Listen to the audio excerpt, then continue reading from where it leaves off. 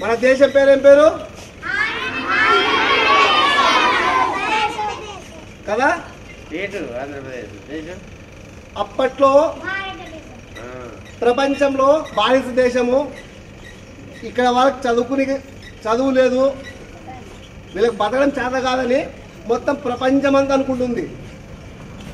అటువంటప్పుడు చిన్న వయసు అంటే 30 సంవత్సరాల వయసులో అమెరికా పేరు ఎప్పుడైనా విన్నారా?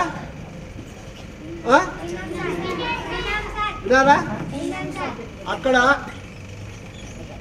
ప్రపంచ మహాసభలు, ప్రపంచంలోని అన్ని దేశాల్లో వచ్చినటువంటి వాళ్ళు వాళ్ళ మతాల గురించి, వాళ్ళ దేశం గురించి చాలా గొప్ప గొప్ప చెప్పుకుంటుంటారు.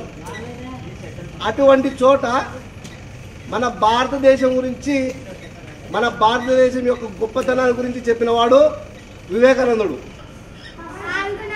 2 వరల్డ్ కప్పులు, 2020 టెస్ట్ మ్యాచ్, వీటన్నిటిని గెలిపించినాడు. అంటే ఆయన ఎన్నుకున్న రంగంలో సక్సెస్ అయినాడు. మీరు బాగా శ్రద్ధగా చదువుకోండి. డాక్టర్ పిలిచి వచ్చే వారం మళ్ళీ మీకు డెంటల్ క్యాప్, కొంతమంది పళ్ళు పుచ్చిపోయినాయి కదా, ఎవరో పుచ్చిపోయినాయి, చేతులు అయితే సంవత్సరం నీకు జామ పళ్ళు, రేగి పళ్ళు, ఇంకా సీతాఫలాలు,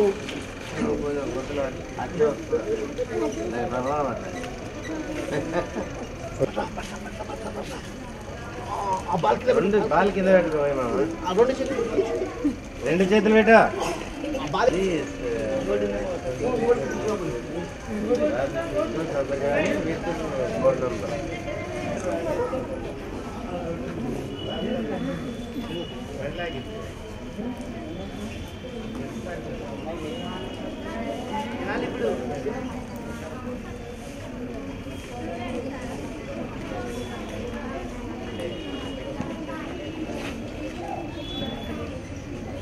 అది ఇండైరెక్ట్ గ్రూప్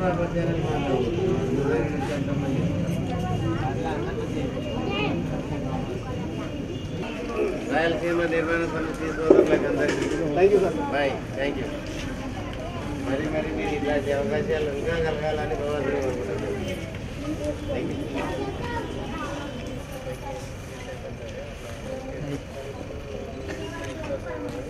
అట్లా చేసినా అందరికీ వర్తిస్తాం.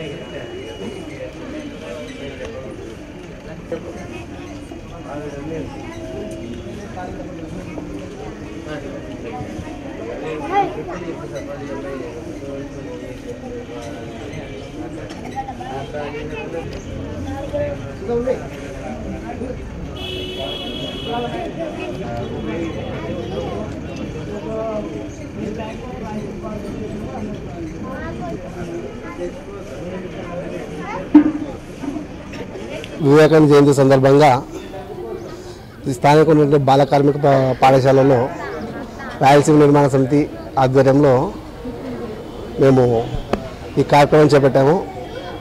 ముఖ్యంగా ఈ కార్యక్రమం యొక్క ముఖ్య ఉద్దేశం ఏమంటే మన మహనీయులైనటువంటి గొప్పవారిని వాళ్ళ స్మరిస్తూ అదే క్రమంలో ఇక్కడ ఉన్నటువంటి ఈ బాల కార్మికులకి ఈ సీజన్గా దొరికేటువంటి రేగి పళ్ళు ఏవైతే ఉన్నాయో వాటిని ఇవ్వడం జరిగింది.